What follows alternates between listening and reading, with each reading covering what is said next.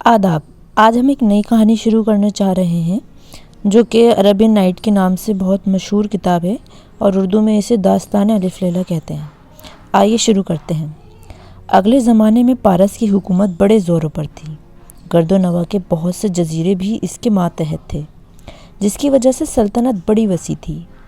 وہاں کا بادشاہ بڑا عادل تھا، جس کے پاس مال و زر بے شمار تھا، اور تمام رعایا بادشاہ سے بہت خوش تھی۔ اس بادشاہ کے 2 بیٹے تھے۔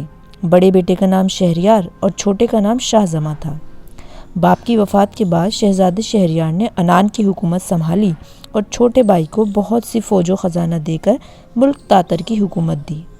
شاہ زماں بڑے بھائی کا شکریہ بجا لا کر رخصت ہوا اور دونوں امن و چین کی زندگی بسر کرنے لگے۔ ایک دفعہ شہریار نے اپنے بھائی کو بلایا۔ شاہ زماں نے وزیر اعظم کو کاروبار حکومت سونپا اور خود بھائی سے ملنے کے لیے سفر پر روانہ ہوا۔ راستے کے پہلے قیام میں کافی رات گزرنے کے بعد کسی ضروری کام کی یاد آنے پر واپس آنا پڑا۔ چنانچہ رات کو 2 ملازمہ خاص کے ہمراہ چپ چاپ محل میں داخل ہوا۔ وہاں پہنچ کر اس نے ایک نہایت دل خراش نظارہ دیکھا کہ اس کی ملکہ اپنے غلام کے ساتھ محو خواب ہے۔ اس کی غیرت نے لمحہ بھر بھی توقف کی اجازت نہ دی اور فوراً تلوار کھینچ کر دونوں کے سر قلم کر دی۔ ان کے قتل کے بعد خاموشی سے اپنے سفر پر روانہ ہو گیا۔ شاہ زماں نے اس واقعے کا ذکر کسی سے نہ کیا اور وہ اس غم و غصے کی حالت میں سفر کرتا رہا۔ ملکہ کی بدکاری کا دل پہ اتنا گہرا اثر ہوا کہ طبیعت ہر وقت مغموم اور اداس رہنے لگی۔ تمام راستہ اسی رنج و غم کے عالم میں کٹا۔ جب وہ شہریار کی سرحد کے قریب پہنچا تو شہریار نے بڑی شان و شوکت سے بھائی کا استقبال کیا اور ایک خاص محل میں ٹھہرایا، جہاں ہر قسم کا آرام و راحت مہیا تھے۔ بڑے بھائی شہریار نے باتوں ہی باتوں میں ملکہ شاہ زماں کی خیریت دریافت کی۔ شاہ زماں نے جب یہ بات سنی تو اس کے چہرے کا رنگ فاق ہو گیا۔ کچھ عجیب سی حالت نظر آنے لگی۔ بڑے بھائی نے خیال کیا کہ شاید ملکہ کی یاد آ رہی ہے، لہٰذا سلسلہ گفتگو یہیں ختم کر دیا۔ کچھ دنوں کے بعد شہریار نے دیکھا کہ شاہ زماں کی طبیعت بدستور اداس ہے اور زندگی کی ہر لذت بے کیفیت نظر آتی ہے۔ جب شہریار نے اپنے چھوٹے بھائی کو افسردہ دیکھا تو خود بھی شکستہ خاطر ہو جاتا۔ جب بھائی سے ناسازی کی طبیعت کا متعلق دریافت کرتا تو شاہ زماں ادھر ادھر کی باتوں میں ٹال دیتا۔ اگر شہریار سیر و شکار کے لیے کہتا تو وہ کوئی اور بہانہ کر دیتا۔ ایک دن شہریار نے شاہ زماں سے کہا کہ تم آج میرے ساتھ سیر پر جاؤ گے اور شکار کے لیے چلو گے، تمہیں فرحت حاصل ہوگی۔ لیکن شاہ زماں نے ناسازی طبیعت کا عذر پیش کیا۔ ناچار شہزادہ شہریار اپنے مصاحبین کے ہمراہ سیر و شکار کی اور روانہ ہوا۔ شاہ زماں اپنے کمرے کے دروازے بند کر کے چھپ کر ایسی جگہ بیٹھ گیا جہاں سے شہزادہ شہریار کو باغ کے چاروں کونوں صاف نظر آئے۔ شاہ زماں کیا دیکھتا ہے کہ رات کے وقت اچانک شہریار کے محل کا چور دروازہ کھلا اور 20 عورتیں پرتکلف لباس پہنے باغ کے درمیان پہنچ گئیں، جنہیں شاہ زماں اچھی طرح دیکھ رہا تھا۔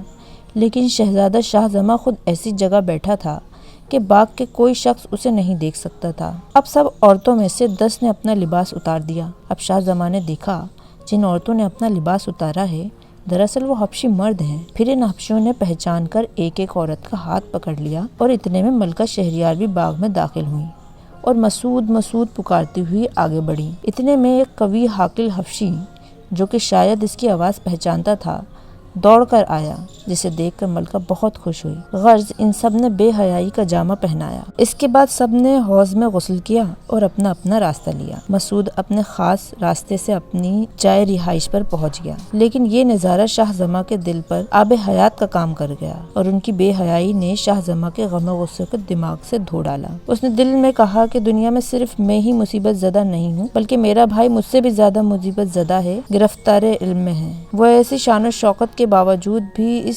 مکر و فریب کی حفاظت نہ کر سکا۔ شاہ زماں نے سمجھ لیا کہ عورتوں کی فطرت ہی ایسی ہے اور بے وفائی ان کی رگ رگ میں داخل ہے، لہٰذا اس نے سارا غم جاتا رہا اور اسے یقین ہو گیا کہ عورت اپنے شوہر سے خیانت کرتی ہے، لہٰذا اس نے فوراً سامان خورد نویشی طلب کیا اور خوب سیر ہو کر کھایا۔ جس چہرے پر ہر وقت حسرت و غم برستا تھا اب اس پر فارغ البال کی سرخی ناچنے لگی، اور جو چہرہ غم زدہ معلوم ہوتا تھا اس پر بہار کی رنگینی برسنے لگی، اور چند دنوں میں صحت کلی حاصل ہوئی اور خوش و خرم نظر آنے لگا۔ چند روز کے بعد جب شہریار شکار گاہ سے واپس آیا تو چھوٹے بھائی کی حالت میں نمایاں تبدیلی دیکھ کر باغ باغ ہو گیا۔ دونوں بھائی بڑے پیار و محبت کی باتیں کرنے لگے۔ الغرض شہریار نے بھائی کی طبیعت میں غیر معمولی تبدیلی دیکھ کر تعجب ظاہر کیا اور پوچھا، یہ کیا راز ہے؟ جب تم آئے تھے تو تمہاری طبیعت بہت مغموم تھی، لیکن اب تمہاری طبیعت پرسکون دکھائی دیتی ہے۔ اب مجھے بتاؤ کہ اس کی کیا وجہ ہے؟ پہلے تو شاہ زماں نے اسے ٹالنے کی کوشش کی، لیکن جب حد سے زیادہ بھائی کا اصرار بڑھ گیا تو شاہ زماں نے سارا واقعہ کہہ سنایا۔ شہریار کی آنکھوں میں اندھیرا چھا گیا اور کہا کہ میں اپنی آنکھوں سے بھی دیکھنا چاہتا ہوں۔ تب شاہ زماں نے کہا کہ کسی روز آپ شکار پر جانے کا اعلان کریں اور آپ روانہ بھی ہو جائیں، پھر رات کو اچانک محل میں واپس آ کر یہ تماشا اپنی آنکھوں سے دیکھ لیجیے۔ چنانچہ اسی طرح طے شدہ انتظام پر عمل کر کے محل میں دونوں بھائی بیٹھ گئے۔ رات کے وقت حسب دستور چور دروازہ کھلا، ملکہ پروگرام تمام ساتھیوں کے ہمراہ آ گئیں اور پہلے کی طرح عیش کر کے چلی گئیں۔ شہریار کی دنیا اندھیری ہو گئی۔ دونوں بھائیوں نے فیصلہ کر لیا کہ تاج و تخت چھوڑ کر فقیرانہ زندگی بسر کریں گے، لیکن شاہ زماں نے کہا کہ شرط یہ ہے، ہمیں اپنے سے بھی زیادہ بد نصیب ملا تو ہم بدستور اپنا فرض سنبھال لیں گے۔ شہریار نے اس شرط کو منظور کر لیا، چنانچہ دونوں بھائی رات کو جنگل کی طرف نکل۔ کافی فاصلہ طے کرنے کے بعد ایک وسیع میدان میں پہنچے اور سستانے کے لیے ایک درخت کے نیچے بیٹھ گئے۔ یہ درخت برلب دریا تھا۔ ابھی ان کے بیٹھے ہوئے تھوڑی ہی دیر گزری تھی کہ دریا سے ایک خوفناک آواز سنائی دی، جسے سن کر دونوں بھائیوں کے دل ہل گئے۔ دیکھتے ہی دیکھتے دریا کے پانی سے ایک سیاہ رنگ کا ستون نکلنے لگا اور اس قدر بلند ہوا کہ آسمان تک پہنچ گیا۔ یہ دیکھ کر دونوں بھائی درخت پر چڑھ گئے اور پھر کیا دیکھتے ہیں کہ وہ ستون ایک خوفناک جن کی صورت میں تبدیل ہو گیا، جس کے سر پر ایک بہت خوبصورت مضبوط صندوق ہے۔ وہ جن صندوق اسی درخت کے نیچے لے آیا اور صندوق کھولا۔ اس میں سے ایک نہایت ہی خوبصورت خوش پوش عورت نکلی۔ دیو نے اسے اپنے پاس بٹھایا اور کہنے لگا، اے نازنین، میں تجھ پر دل و جان سے عاشق ہوں، اسی لیے میں شادی کی رات تجھے اٹھا لایا تھا، اور میں یہ بھی جانتا ہوں کہ تو ایک شرم و حیا اور باعصمت عورت ہے۔ اس وقت مجھے نیند آ رہی ہے، میں چاہتا ہوں کہ تھوڑا سا آرام کر لوں۔ یہ کہہ کر دیو اس عورت کی زانوں پر اپنا سر رکھ کے سو گیا اور کھرانٹے لگانے لگا۔ اچانک سے اس عورت کی نظر دونوں شہزادوں پر پڑی، جہاں یہ دونوں بھائی بیٹھے تھے۔ فوراً اشارے سے عورت نے بلایا اور نیچے اترنے کا اشارہ کیا، ورنہ میں ابھی دیو کو جگاتی ہوں۔ شہزادوں نے اشارے کیے کہ ہمیں معاف کر دو۔ دیو کا سر عورت نے آہستہ سے زمین پر رکھا اور انہیں دھمکی دی کہ میرے پاس آؤ ورنہ تمہیں مروا دوں گی۔ اس کے آگے کی کہانی میں آپ کو اگلی ویڈیو میں سناؤں گی۔ جب تک کے لیے انتظار کیجیے۔